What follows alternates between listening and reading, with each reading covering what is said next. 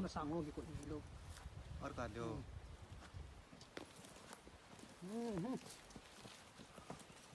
người vào cái mà ngủ gặp kéo cá nó sắp đi lên ngồi mình nào không có gì là đi kì cái gì mà lại hơi đi nè mình không biết nó mà nó đi bạc về mình đang nghĩ là lão gì ngầm ông đi mơ thì ta không ơi nhưng mà nào ina ka na ông đi à chị cái đó ôn quá chị đi vào thấy không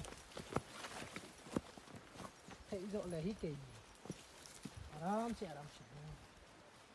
Star làm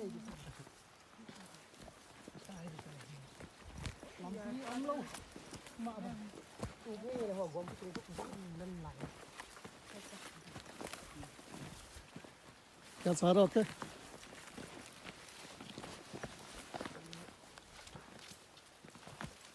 không rồi gây ta gì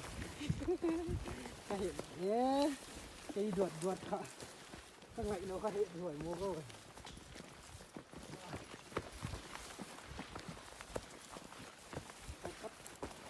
nó pha làm gì là đền bổn nó phải gì à nó bảo thì nó được nó buồn ngủ quá thế còn nó kiên bột em lẽ chụp tại khi thấy được gì nổi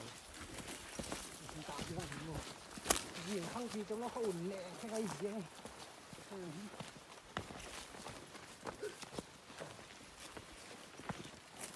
à vậy đây